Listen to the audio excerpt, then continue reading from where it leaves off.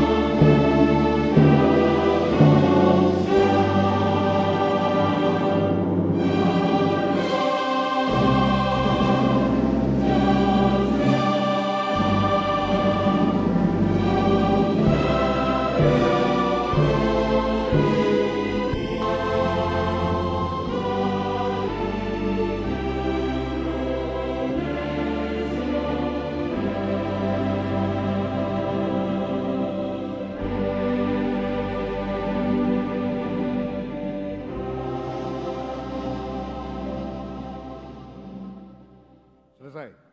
Hadirin disilakan duduk kembali.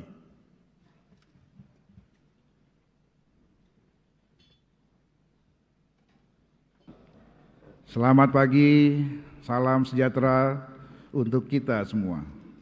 Shalom, Om Swastiastu, Namo Buddhaya, salam kebajikan. Yang kami hormati Presiden Republik Indonesia, Bapak Insinyur Haji Joko Widodo, beserta Ibu Iriana Joko Widodo, Wakil Presiden Republik Indonesia, Bapak Profesor Dr. Kiai Haji Ma'ruf Amin, beserta Ibu Wuri Ma'ruf Amin. Presiden Republik Indonesia kelima, Ibu Profesor Dr. Honoris Causa Haza Megawati Soekarno Putri. Wakil Presiden Republik Indonesia ke-6, Bapak Jenderal TNI Purnawirawan Tri Sutrisno. Wakil Presiden Republik Indonesia ke-9, Bapak Dr. Haji Hamzahas MA PSD. Wakil Presiden Republik Indonesia ke-10 dan ke-12, Bapak Dr. Andes Haji Muhammad Yusuf Kalla.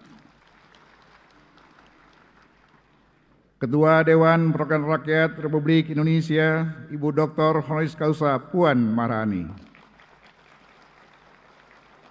Ketua Dewan Perwakilan Daerah Republik Indonesia, Bapak Lanyala Mahmud Mataliti. Ketua Badan Pemeriksa Keuangan, Ibu Dr. Insinyur Isma Yatun.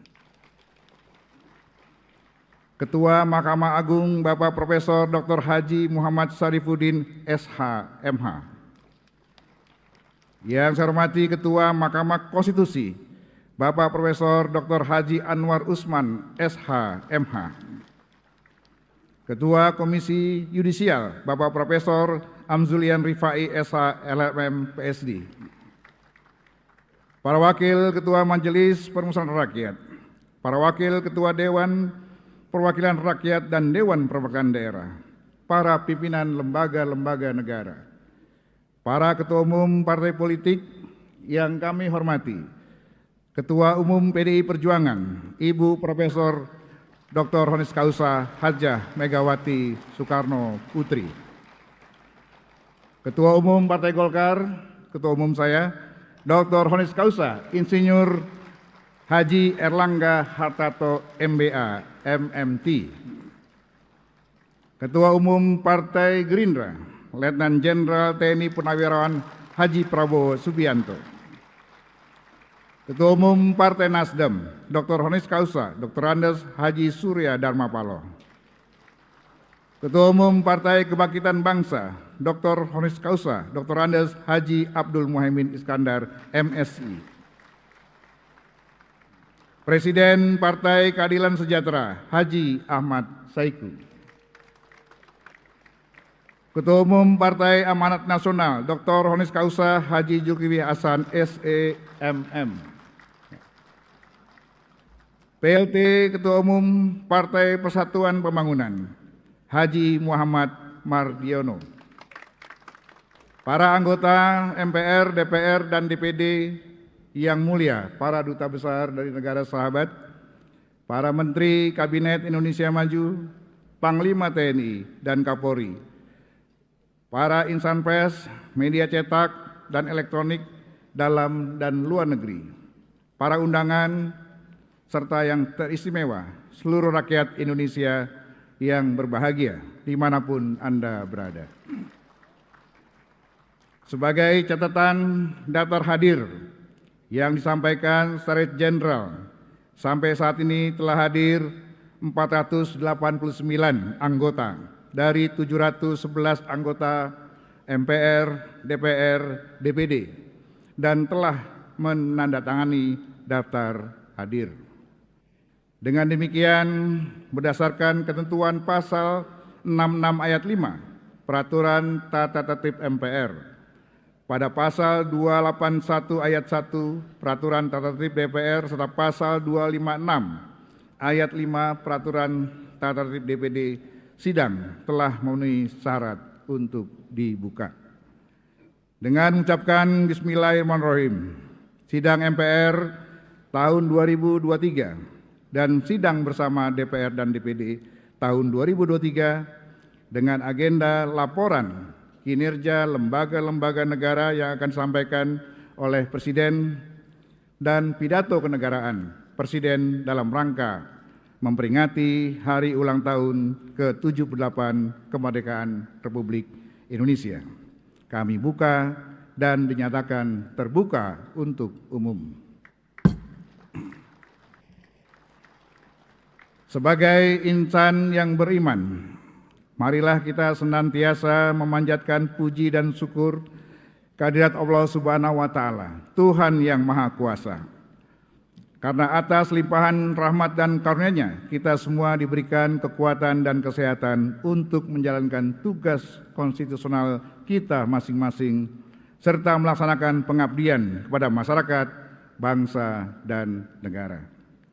Rasa syukur yang mendalam juga patut kita panjatkan, karena di tengah dinamika situasi global yang labil dan bergejolak, kita tetap dipersatukan dalam semangat kebersamaan, sehingga bangsa ini mampu melewati gelombang tantangan zaman dan melanjutkan estafet pembangunan. Kami selaku pimpinan dan anggota MPR, DPR, dan DPD menyampaikan terima kasih dan penghargaan yang setinggi-tingginya kepada Presiden Republik Indonesia, Bapak Insinyur Haji Joko Widodo, Wakil Presiden Republik Indonesia, Bapak Profesor Dr. Kiai Haji Maruf Amin, serta seluruh pimpinan lembaga negara atas perkenannya hadir memenuhi undangan kami dalam sidang tahunan MPR dan sidang bersama DPR dan DPD. Momentum ini menjadi wujud dari semangat kita dalam bergotong royong, sekaligus arena silaturahmi bagi seluruh elemen bangsa. Sebelum saya lanjutkan, izinkan saya mengawali sidang ini dengan 2 bait pantun. Burung perkutut di atas awan, terbang tinggi hinggap di pohon beringin. Terima kasih atas kehadiran Tuan dan Puan, walaupun koalisi masih bisa berubah-ubah. Melalui sidang tahunan MPR ini, mari kita jaga persatuan dan kesatuan.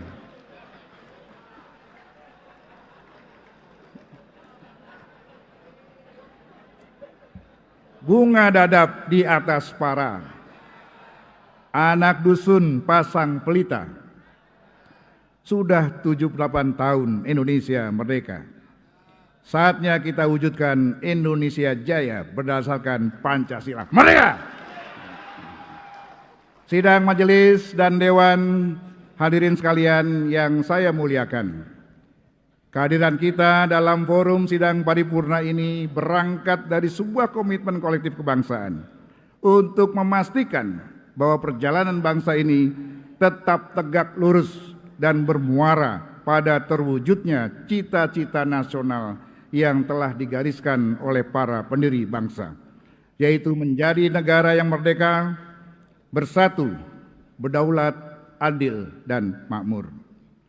Kita patut menghaturkan penghormatan yang setinggi-tingginya kepada seluruh pendiri bangsa serta para pahlawan dan pendahulu bangsa yang dengan gigih memperjuangkan cita-cita bersama untuk mencapai kemerdekaan Indonesia seutuhnya, serta dengan sungguh-sungguh mempertahankan dan melaksanakan pembangunan di atas bumi Indonesia yang merdeka dengan membangun jiwanya, membangun badannya untuk menggapai Indonesia Raya. Melalui mimbar sidang paripurna ini, kami atas nama pimpinan dan anggota MPR, DPR, dan DPD Republik Indonesia mengucapkan Dirgahayu 78 tahun Republik Indonesia. Merdeka! Merdeka! Merdeka! Kemerdekaan yang kita raih sejak 78 tahun yang lalu tidaklah terlahir dari ruang hampa, bukan pula didapatkan secara instan ataupun hasil pemberian, melainkan buah dari perjuangan dan pengorbanan yang didorong oleh keinginan luhur agar kehidupan kebangsaan yang bebas, yang dirahmati oleh Allah Subhanahu wa Ta'ala kita capai. Kerja keras dan perjuangan para pendiri bangsa sejak dulu dan dilanjutkan hingga saat ini menjadi modal bangsa kita dalam melangkah menuju Indonesia Emas 2045. Indonesia Emas yang kita cita-citakan adalah Indonesia yang rakyatnya sejahtera, yang ditandai dengan nihilnya angka kemiskinan. Indonesia yang memiliki pengaruh kuat dalam pergaulan dunia dengan dukungan sumber daya manusia yang tangguh dan berdaya saing global, dan Indonesia yang ramah lingkungan dalam pengelolaan negara. Sidang majelis dan dewan, hadirin sekalian yang kami muliakan. Situasi dunia saat ini masih diliputi oleh ketegangan akibat perang Rusia-Ukraina yang hingga hari ini belum menunjukkan tanda-tanda akan segera berakhir. Perdamaian masih menjadi konsep yang menggantung di awan-awan. Keberpihakan entitas global kepada masing-masing pihak dengan berlatar belakang masing-masing tidak menafikan fakta bahwa perang, apapun alasannya, hanya akan menyisakan trauma dan bekas luka. Krisis Ukraina telah menunjukkan secara gamblang kepada dunia bagaimana cara pandang para pemimpin dunia di tengah peta kekuatan global yang multipolar, yang seringkali mementingkan motif politik dan ekonomi dibandingkan prinsip-prinsip kemanusiaan universal. Di tengah-tengah situasi tersebut, pemerintah Indonesia di bawah kepemimpinan Bapak Presiden Insinyur Haji Joko Widodo telah berulang kali berupaya memberikan solusi perdamaian permanen dengan mendorong gencatan senjata dan diplomasi di meja perundingan. Namun inisiatif ini agaknya masih membutuhkan waktu untuk diterima oleh para pihak yang berkonflik. Situasi perang Rusia-Ukraina mengisyaratkan bahwa pertahanan dan keamanan negara haruslah dimaknai sebagai sebuah konsep yang holistik dan multidimensional. Pertama, Indonesia sebagai negara berdaulat perlu memiliki kemampuan militer yang tangguh dan profesional, yang didukung oleh semangat kerjasama segenap elemen bangsa. Sebagaimana mandat Panglima Besar Jenderal Sudirman, bahwa tentara kita adalah tentara rakyat yang akan kuat bila hidup dan bergotong royong bersama rakyat. Pembangunan harus terus dilanjutkan. Demikianlah pidato pengantar sidang tahunan MPR Republik Indonesia tahun 2023. Semoga Allah Subhanahu wa Ta'ala, Tuhan yang Maha Kuasa, senantiasa melimpahkan rahmat dan hidayahnya kepada kita semua. Amin ya robbal alamin. Selanjutnya saya persilakan Ketua DPD Republik Indonesia Bapak Lanyala Mahfud Mataliti untuk memimpin sidang bersama DPR dan DPD. Sekian, wabillahi taufiq wal hidayah. Wassalamualaikum warahmatullahi wabarakatuh.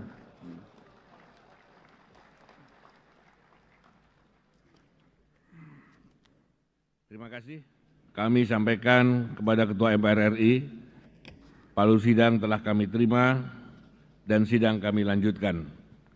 Bismillahirrahmanirrahim. Saudara Presiden, Saudara Wakil Presiden, dan sidang Dewan yang kami muliakan.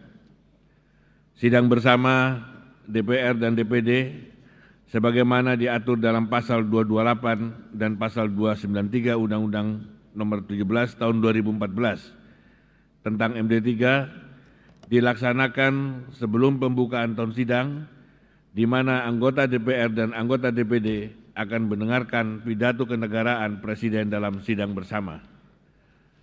Kita patut bersyukur pelaksanaan sidang bersama tahun ini dapat kita hadiri secara penuh tanpa pembatasan.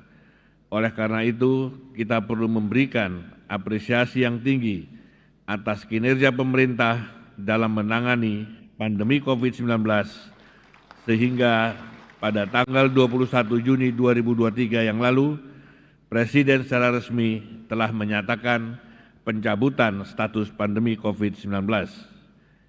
Selanjutnya, mewakili anggota DPR dan anggota DPD, kami mengucapkan Dirgahayu Republik Indonesia yang ke-78. Semoga dalam usia yang ke-78 ini, kita semua segenap bangsa Indonesia terus melaju untuk Indonesia maju. Saudara Presiden, Saudara Wakil Presiden, dan sidang Dewan yang kami muliakan. Pada kesempatan yang berbahagia ini, perkenankan kami menampilkan putra dan putri terbaik kita. Mereka semua telah mengerjakan hal yang terbaik dan berhasil mengibarkan sang merah putih pada tiang-tiang prestasi kebanggaan bangsa. Hari ini mereka hadir dalam sidang Dewan yang mulia, yaitu 500 orang teladan dari seluruh Indonesia yang berasal dari 10 kementerian, badan dan lembaga, serta 21 perwakilan Raja dan Sultan Nusantara sebagai bagian dari sejarah kewilayahan Nusantara dan lahirnya NKRI.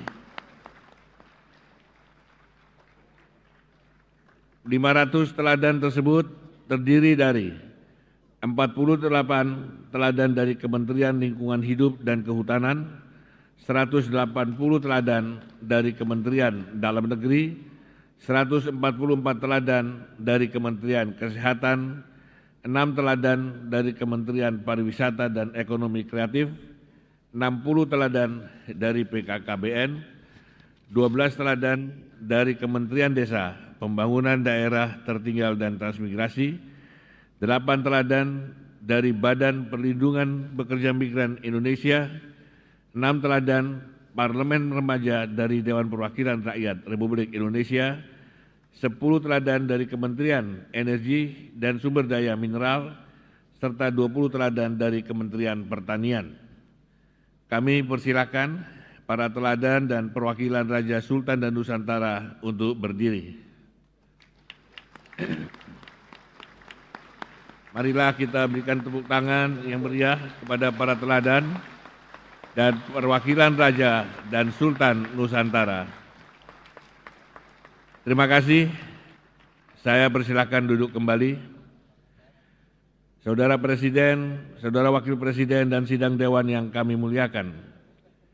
Sebagai wakil daerah, kami di DPD RI masa bakti 2019-2024 selama 4 tahun ini 136 anggota DPD RI dari 34 provinsi telah mengunjungi hampir semua kabupaten kota di provinsi masing-masing. Sementara saya sendiri selaku Ketua DPD RI juga telah mengunjungi 34 provinsi dan sekitar 300 kabupaten kota di Indonesia untuk melihat dan merasakan serta mendengar langsung apa yang disuarakan masyarakat di daerah.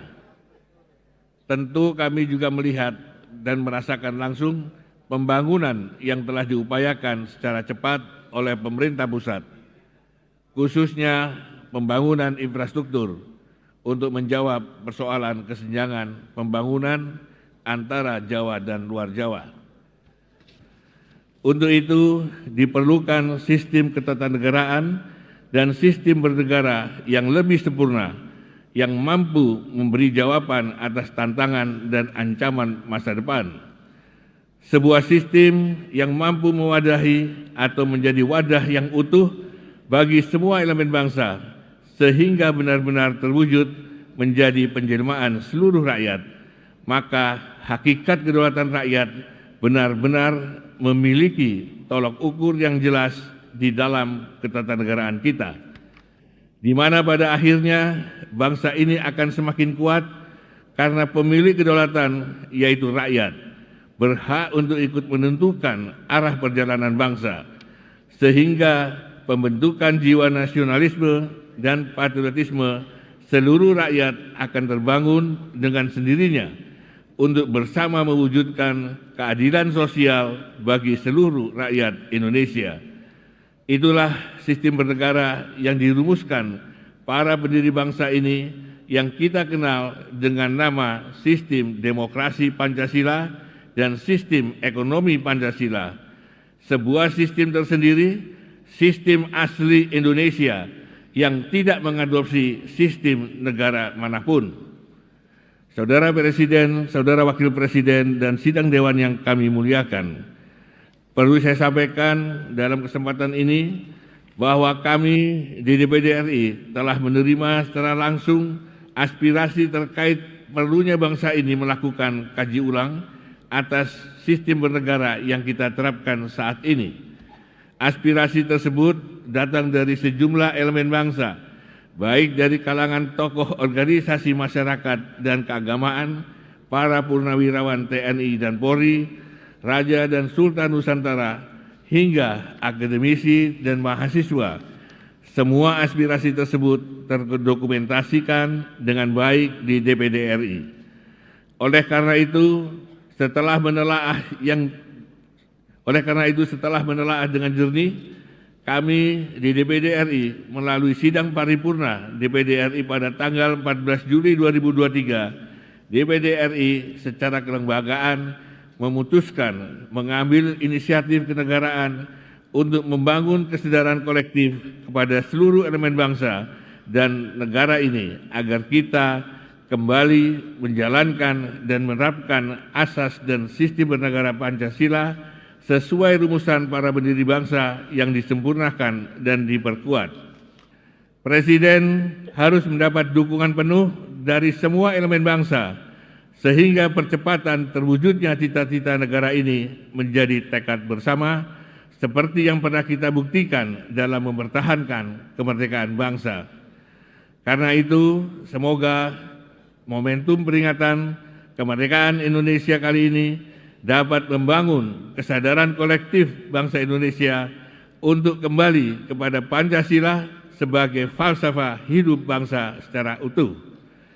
Saudara Presiden, Saudara Wakil Presiden, dan sidang Dewan yang kami muliakan, sampailah kita pada puncak acara sidang tahunan DPR RI dan sidang bersama DPR dan DPD ini dalam rangka mendengarkan pidato kenegaraan Presiden Republik Indonesia.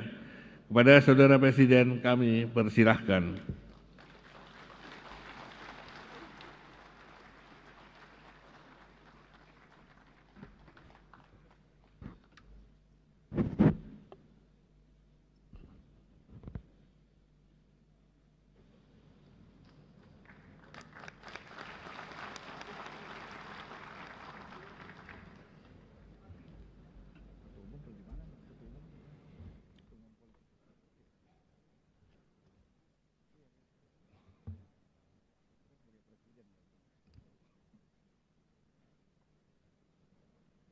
Bismillahirrahmanirrahim. Assalamualaikum warahmatullahi wabarakatuh. Selamat pagi, salam sejahtera bagi kita semuanya. Shalom, Om Swastiastu, Namo Buddhaya, salam kebajikan. Yang saya hormati Wakil Presiden Republik Indonesia, Bapak Profesor Dr. Kyai Haji Maruf Amin beserta Ibu Wuri Estu Maruf Amin. Yang saya hormati Ketua, para Wakil Ketua dan para anggota Majelis Permusyawaratan Rakyat Republik Indonesia. Yang saya hormati Ketua, para Wakil Ketua dan para anggota Dewan Perwakilan Rakyat Republik Indonesia. Yang saya hormati Ketua, para Wakil Ketua dan para anggota Dewan Perwakilan Daerah Republik Indonesia. Yang saya hormati Ketua, para Wakil Ketua dan para anggota lembaga-lembaga negara. Yang saya hormati Ibu Profesor Dr. Hajah Megawati Soekarno Putri, Presiden Republik Indonesia kelima. Yang saya hormati Bapak Jenderal TNI Tri Sutrisno dan Bapak Dr. Haji Hamzahas. Yang saya hormati Bapak Haji Muhammad Yusuf Kalla beserta Ibu Hajah Mufidah Yusuf Kalla. Yang saya hormati Ibu Hajah Sinta Nuriyah Abdurrahman Wahid. Yang saya hormati Yang Mulia para Duta Besar negara-negara sahabat dan para pimpinan perwakilan badan dan organisasi internasional. Yang saya hormati para Menteri Kabinet Indonesia Maju, Jaksa Agung, Panglima TNI dan Kapolri, serta Kabin. Yang saya hormati para Ketua Umum Partai Politik, Bapak, Ibu, Saudara-saudara sebangsa dan setanah air, para hadirin yang saya muliakan.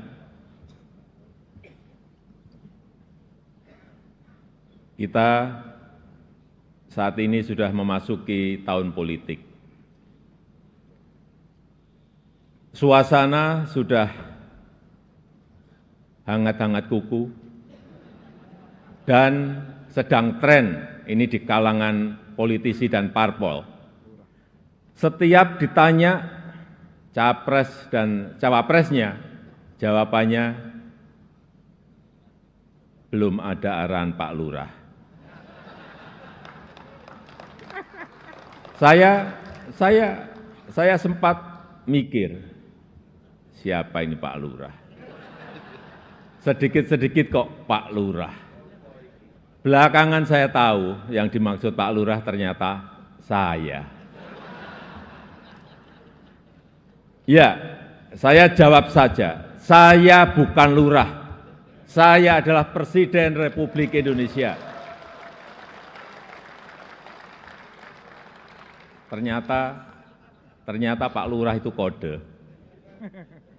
Tapi perlu saya tegaskan, saya ini bukan ketua umum parpol, bukan ketua umum partai politik, bukan juga ketua koalisi partai. Dan sesuai ketentuan undang-undang, yang menentukan capres dan cawapres itu adalah partai politik dan koalisi partai politik. Jadi saya ingin mengatakan, itu bukan wewenang saya, bukan wewenang Pak Lurah, bukan wewenang Pak Lurah. Sekali lagi, walaupun saya paham ini sudah menjadi nasib seorang presiden untuk dijadikan paten-patenan dalam bahasa Jawa, dijadikan alibi, dijadikan tameng. Bahkan walau kampanye belum mulai, foto saya banyak dipasang di mana-mana. Ya, saya harus ngomong apa adanya. Saya ke provinsi A, ada. Ke kota B, ada. Ke kabupaten C, ada juga. Sampai ke tikungan-tikungan desa saya lihat, ada juga. Tapi bukan foto saya sendirian. Ada di sebelahnya bareng capres. Ya, saya kira menurut saya juga enggak apa-apa, boleh-boleh saja. Bapak Ibu yang saya muliakan, posisi presiden itu tidak senyaman yang dipersepsikan.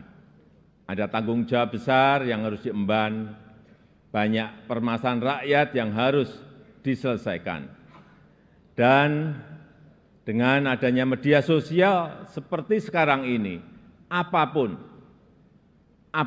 bisa disampaikan kepada presiden. Mulai dari masalah rakyat di pinggiran, sampai kemarahan, sampai ejekan, dan bahkan makian, dan fitnahan, bisa dengan mudah disampaikan dengan media sosial. Saya tahu ada yang mengatakan saya ini bodoh, pelongo-pelongo, tidak tahu apa-apa, Fir'aun, tolol. Ya enggak apa-apa. Sebagai pribadi saya menerima saja. Tapi yang membuat saya sedih, budaya santun dan budaya dan budi pekerti luhur bangsa ini kok kelihatannya mulai hilang. Kebebasan dan demokrasi digunakan untuk melampiaskan kedengkian dan fitnah. Polusi di wilayah budaya ini, sekali lagi polusi di wilayah budaya ini sangat melukai keluhuran budi pekerti bangsa Indonesia yang besar. Memang tidak semua seperti itu. Saya melihat mayoritas masyarakat juga sangat kecewa dengan polusi budaya tersebut. Cacian dan makian yang ada justru membangunkan nurani kita semua, nurani bangsa untuk bersatu menjaga moralitas ruang publik, bersatu menjaga mentalitas masyarakat, sehingga kita bisa tetap melangkah maju, menjalankan transformasi bangsa menuju Indonesia maju, menuju Indonesia emas 2045. Ini yang bolak-balik saya sampaikan di setiap kesempatan, bahwa Indonesia saat ini punya peluang besar untuk meraih Indonesia emas di 2045, meraih posisi jadi 5 besar kekuatan ekonomi dunia. Kita punya kesempatan, dan tidak hanya peluangnya saja, tetapi strategi meraihnya sudah ada, sudah dirumuskan. Tinggal apakah kita mau memfokuskan energi kita untuk bergerak maju, atau justru membuang energi kita untuk hal-hal yang tidak produktif, yang memecah belah, bahkan yang membuat kita melangkah mundur. Bapak, Ibu, saudara-saudara sebangsa dan setanah air, para hadirin yang saya muliakan. Bonus demografi yang akan mencapai puncak di tahun 2030-an adalah peluang besar kita untuk meraih Indonesia emas 2045. 68% adalah penduduk usia produktif. Disinilah kunci peningkatan produktivitas nasional kita. Selanjutnya, peluang besar yang kedua adalah international trust yang dimiliki Indonesia saat ini, yang dibangun bukan sekedar melalui gimmick dan retorika semata, melainkan melalui sebuah peran dan bukti nyata keberanian Indonesia dalam bersikap.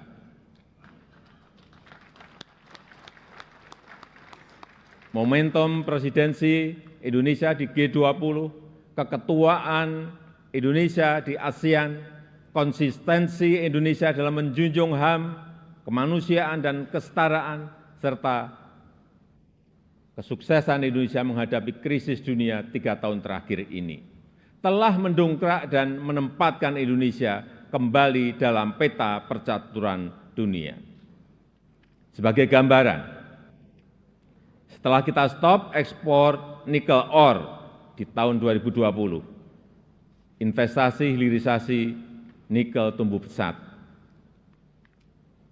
Kini telah ada 43 industri pengolahan nikel yang akan membuka peluang kerja yang sangat besar. Ini baru satu komoditas. Dan jika kita konsisten dan mampu melakukan hilirisasi untuk nikel, kemudian tembaga, kemudian bauksit, kemudian CPO, dan rumput laut, dan yang lain-lainnya, berdasar hitung-hitungan perkiraan, dalam 10 tahun pendapatan per kapita kita, dalam 10 tahun mendatang pendapatan per kapita kita akan mencapai 153 juta. Atau 10.900 US dollar. Dalam 15 tahun, pendapatan per kapita kita akan mencapai 217 juta rupiah.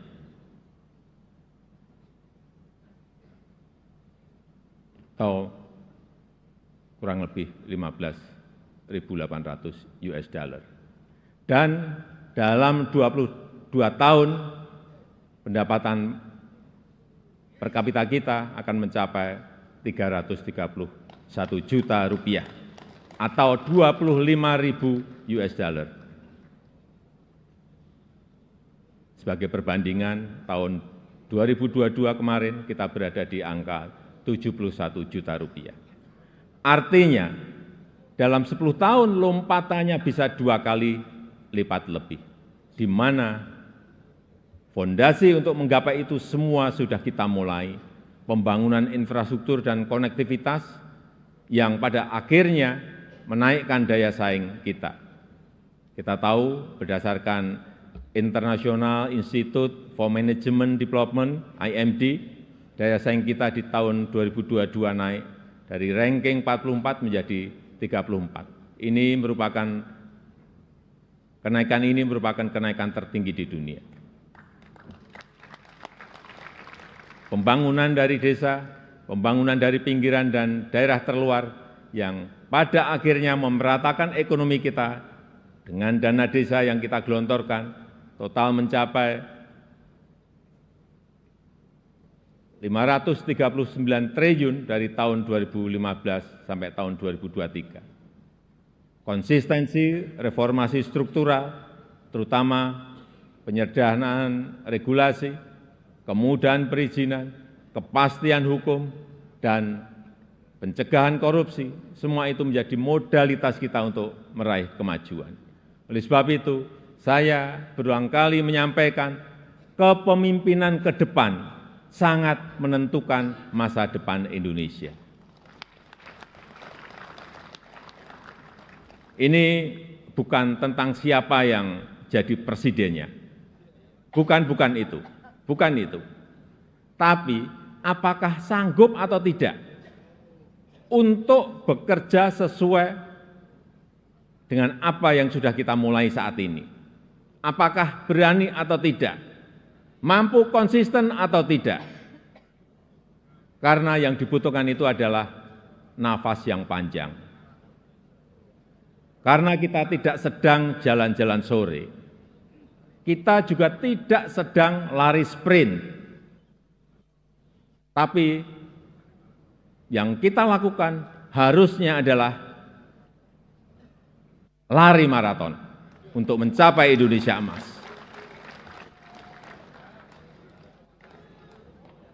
Bapak Ibu yang saya muliakan, tantangan ke depan tidaklah mudah. Pilihan kebijakan akan semakin sulit. sehingga dibutuhkan keberanian, dibutuhkan kepercayaan untuk mengambil keputusan yang sulit dan keputusan yang tidak populer. Oleh sebab itu, menurut saya, pemimpin itu harus punya public trust, karena kepercayaan adalah salah satu faktor penentu bisa berjalan atau tidaknya suatu kebijakan, bisa diikuti atau tidaknya sebuah keputusan. Ini adalah modal politik dalam memimpin sebuah bangsa besar seperti Indonesia. Selain itu, seorang pemimpin juga membutuhkan dukungan dan kerjasama dari seluruh komponen bangsa. Oleh sebab itu, saya ingin mengucapkan terima kasih kepada pimpinan lembaga tinggi negara, para ulama, para tokoh agama, para tokoh masyarakat, dan para pemimpin adat, kepada guru, budayawan, tenaga kesehatan, dan awak media, kepada partai politik, politisi, aparat pemerintah, dan TNI Polri, serta kepada seluruh lapisan masyarakat yang telah memberikan dukungan selama ini. Saya juga menghargai upaya MPR dalam memperkokoh fondasi kebangsaan, meningkatkan pemahaman ideologi bangsa, mengkaji substansi dan bentuk hukum pokok haluan negara, serta menguatkan kerjasama internasional untuk berkontribusi pada pemecahan persoalan global. Dukungan DPR juga sangat luar biasa besar dalam mendukung reformasi struktural, mendukung upaya perbaikan tata kelola pemerintahan, menghindari penyelewengan pengelolaan keuangan negara, dan mempersiapkan pelaksanaan pemilu serentak tahun 2024. DPD sesuai dengan kewenangannya juga telah aktif menyerap aspirasi masyarakat daerah, berperan dalam penyusunan beberapa RUU, dan juga melakukan telaah terhadap sistem tata negara kita. Kontribusi BPK juga sangat signifikan dalam mendorong pertanggungjawaban anggaran serta perbaikan berkelanjutan program prioritas nasional. Upaya MA, Mahkamah Agung dalam menciptakan keadilan patut diapresiasi melalui peningkatan transparansi peradilan, pengembangan sistem peradilan berbasis elektronik, serta percepatan proses penanganan perkara dengan biaya murah. MK, Mahkamah Konstitusi, juga terbukti semakin cepat dalam menyelesaikan perkara, transparansi dalam proses persidangannya, dan mempermudah pelayanan para pencari keadilan. KY, Komisi Yudisial, terus aktif melakukan advokasi, pelatihan, dan investigasi, menjatuhkan sanksi tegas terhadap hakim yang melanggar untuk menegakkan kehormatan, keluhuran, martabat, dan perilaku hakim. Selain itu, saya juga mengucapkan terima kasih kepada Bank Indonesia, OJK, LPS, KPK, Ombudsman, KPU, Bawaslu, Komnas HAM, dan lembaga-lembaga nasional lainnya yang telah berkontribusi sesuai peran dan kewenangannya.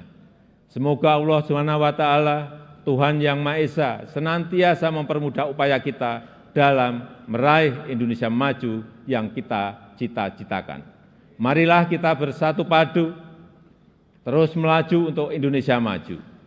Dirgahayu Republik Indonesia, Dirgahayu Negeri Pancasila, merdeka! Merdeka! Merdeka! Terima kasih. Wassalamualaikum warahmatullahi wabarakatuh. Om Santi Santi Santi Om. Namo Buddhaya. Untuk informasi, yang saya pakai ini adalah baju adat dari Tanimbar ke Provinsi Maluku.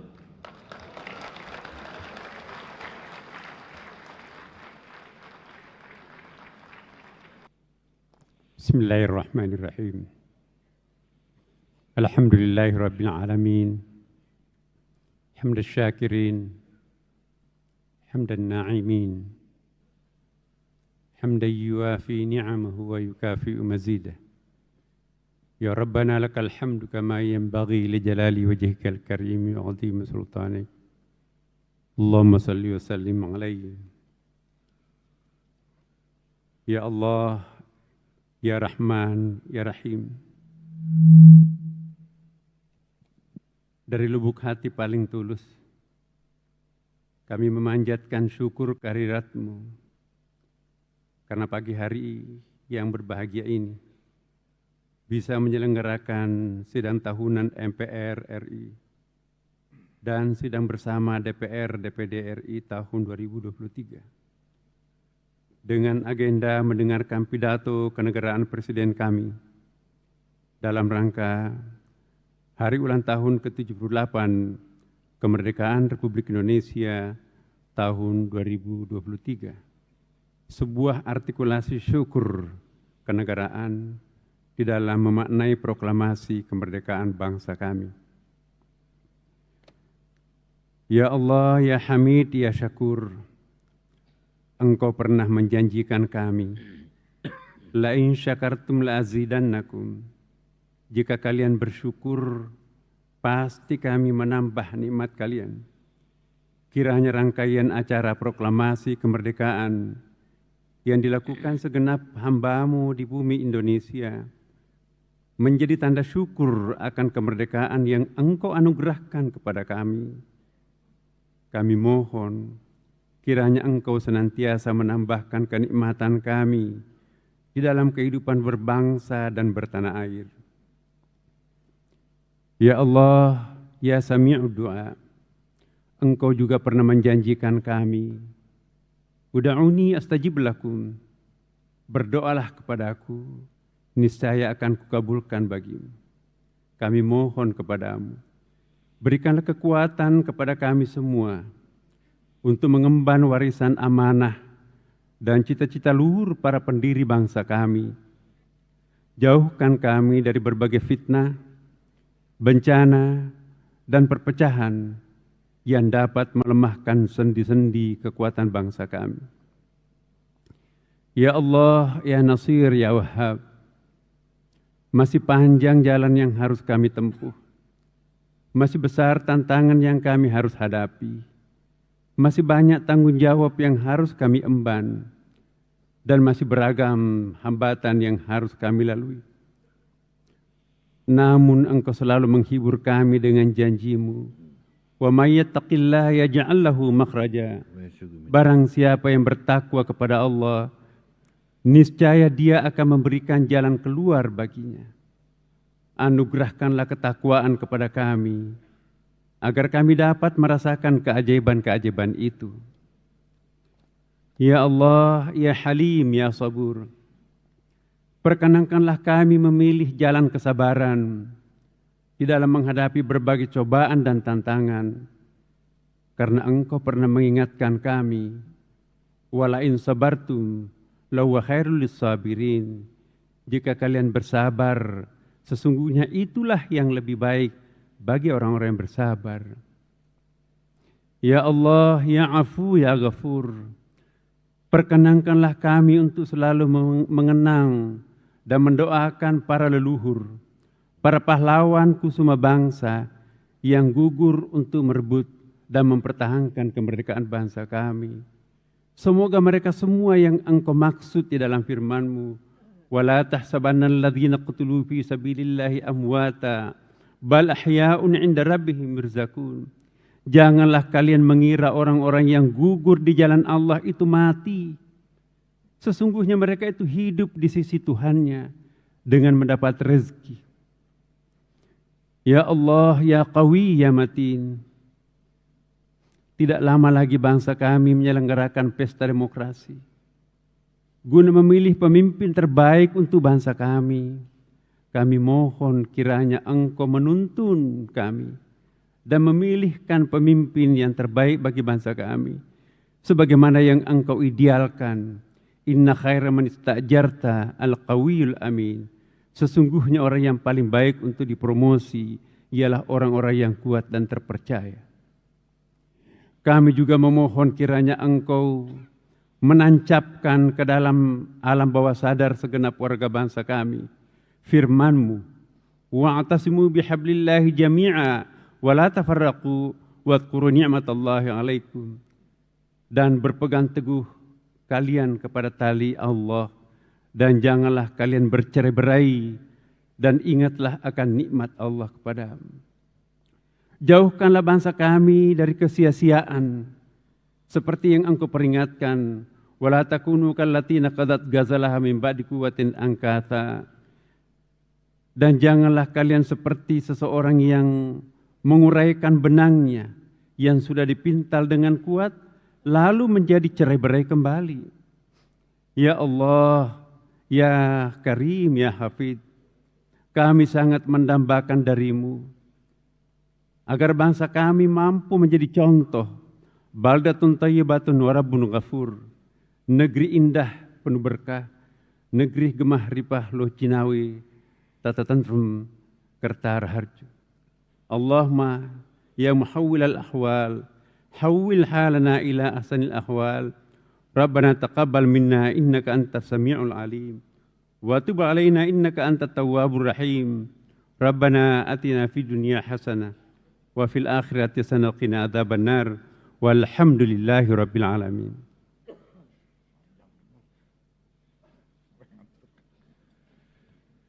Terima kasih kepada Saudara Profesor Dr. Kiai Haji Nasaruddin Umar yang telah membacakan doa. Semoga Allah Subhanahu wa taala, Tuhan yang Maha Esa, mengabulkan doa, harapan dan ikhtiar kita. Amin ya rabbal alamin.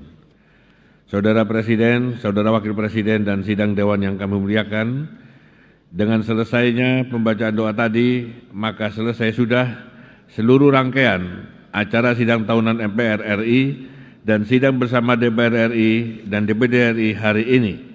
Terima kasih kami sampaikan kepada Bapak, Ibu, Saudara sekalian yang telah hadir dan mengikuti sidang tahunan MPR RI dan sidang bersama ini.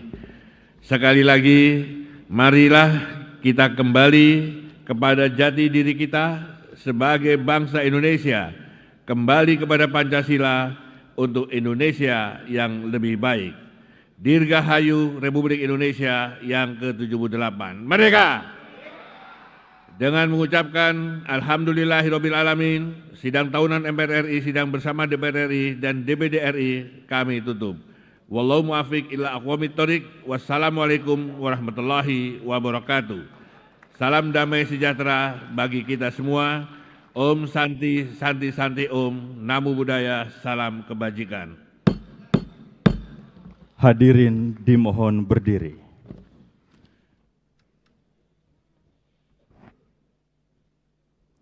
Lagu Kebangsaan Indonesia Raya.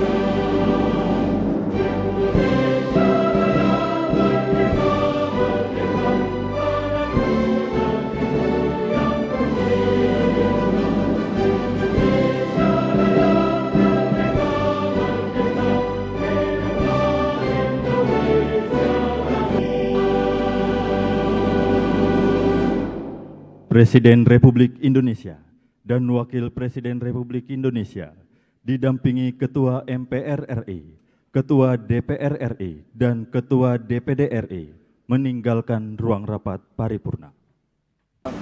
Terima kasih. Assalamualaikum warahmatullahi wabarakatuh. Merdeka,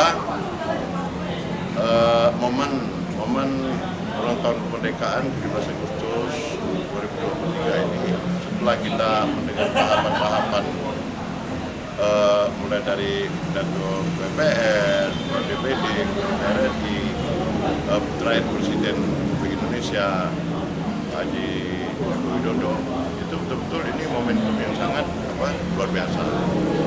Terutama ini kan sudah mulai masuk tahun politik. Beberapa hal yang disampaikan beliau bahwa beliau sangat support dari kegiatan-kegiatan yang ada di NKRI ini. Karena hal tersebut, saya juga melihat dia juga memakai baju adat di daerah-daerah yang berbeda-beda setiap tahun. Itu kan momentum untuk melestarikan adat istiadat di NKRI. Nah, berkenaan dengan momentum ini, saya rasa kita bersama kalau melihat, menyimak, mendengar dan melihat pidato-pidato para pemimpin kita tadi, mulai kegiatan sosial dan kegotong royong ini sudah mulai menurun. Maka dari itu mari kita mulai dari tingkat desa, ke kota maupun ke tingkat nasional. Mari kita mulai bahwa momentum ini kita jadikan momen yang untuk menyatukan persepsi kita agar supaya NKRI ini selalu bersatu seperti sebelumnya. Nah, berkenaan hal tersebut, baik dalam hal pembangunan indeks pembangunan manusia, pembangunan di bidang infrastruktur, maupun kesehatan dan pendidikan, semuanya itu saya rasa ke depannya kita harus meningkatkan porsi-porsi daripada anggaran yang baik di eksekutif maupun di legislatif yang dibahas bersama-sama. Terutama inspirasi dan aspirasi masyarakat yang timbul baik dari desa, kabupaten, kota maupun parlemen nasional. Kita harus menampung dan meneruskan aspirasi tersebut. Apapun aspirasinya, baik aspirasi politik, aspirasi pembangunan, maupun aspirasi budaya yang harus kita tampung dan kita perjuangkan agar supaya aspirasi tersebut di momen ulang tahun kemerdekaan ini, ulang tahun NKRI ini, ulang tahun negara ini, agar supaya betul-betul momen ini kita manfaatkan untuk menampung aspirasi dan memperjuangkan aspirasi masyarakat terkhusus di provinsi. Ya, mari kita bersama-sama, baik media, elemen masyarakat yang lain, bersama-sama DPR dan pemerintah daerah. Kalau kita bersama-sama memperjuangkan aspirasi, apapun bentuknya, saya rasa nggak ada yang salah. Namun demikian ya, yang paling penting bekerjasama antara media, lembaga DPR, maupun eksekutif, dan elemen-elemen masyarakat lainnya, termasuk media-media sosial lainnya. Kita bekerjasama menyatukan persepsi untuk membangun daerah ini. Jujur kan? Nah, momen-momen seperti inilah kebersamaan kita agar supaya momen ini betul-betul dapat bermanfaat bagi masyarakat, terutama menjaring, menyatukan dan memperjuangkan aspirasi masyarakat yang ada di daerah ini. Bismillahirrahmanirrahim. Assalamualaikum warahmatullahi wabarakatuh. Saya Tantawi Dali, Ketua Komisi 3 DPRD Provinsi Bengkulu dan juga Ketua Fraksi Nasdem DPRD Provinsi Bengkulu mengucapkan selamat ulang tahun kemerdekaan Republik Indonesia yang ke-78. Kita bersama maju untuk memperjuangkan aspirasi masyarakat di Provinsi Bengkulu. Wassalamualaikum warahmatullahi wabarakatuh. Merdeka! Setelah kemarin kita menyerap aspirasi ya dari masyarakat, khususnya Kabupaten Bengkulu Selatan dan Kaur. Silakan, Bang. Ya. Sehingga dengan adanya momen HUT kemerdekaan Republik Indonesia yang ke-78 ini mengapresiasi kita sebagai representatif daerah, tentu akan menjadi PR bagi kita. Ada beberapa hal tentang kegiatan pembangunan daerah yang sampai sejauh ini belum terlaksana. Kita tetap akan selalu taat intinya untuk mendorong baik khusus di pemerintahan Provinsi Bengkulu yang memang ini adalah kewenangan daripada Provinsi Bengkulu. Namun, kalaupun ini akan menjadi sebuah kewenangan dan tanggung jawab daripada pemerintah kabupaten, kita pun akan menegaskan kepada pemerintah kabupaten untuk segera memperhatikan masyarakat kita yang belum menikmati infrastruktur yang layak dan maksimal, sehingga persoalan ini kan sangat menjadi perhatian lah bagi kita semua, sehingga di dalam meminit masalah soal pembangunan infrastruktur ini memang harus ada yang menjadi sebuah prioritas utama, seperti katakanlah akses jalan penyambung dari desa ke desa, seperti jembatan yang putus yang sudah sekian lama terbengkalai. Nah ini harus menjadi perhatian utama. Jadi jangan sampai ya persoalan ini justru menjadi menjadi keluhan masyarakat yang tak henti-hentinya selalu disampaikan. Kadang-kala proposal dimasukkan ke kabupaten, ya kan, masuk juga ke provinsi, akan tetapi tidak ada follow up dari pemerintah dalam menyikapi proposal-proposal yang disampaikan oleh masyarakat. Nah ini sangat saya sesalkan. Seharusnya ya pemerintah yang punya kewenangan dalam membangun infrastruktur, baik itu masalah soal jembatan dan jalan, ini harus ada tindakan. Ya kalaupun memang anggaran terbatas, semestinya harus dilakukan upaya untuk melakukan penggalangan dana ataupun mengejar dana, baik itu untuk ke tingkat provinsi maupun ke tingkat pusat, sehingga apa yang menjadi harapan masyarakat ini bisa terrealisasi, mungkin seperti itu.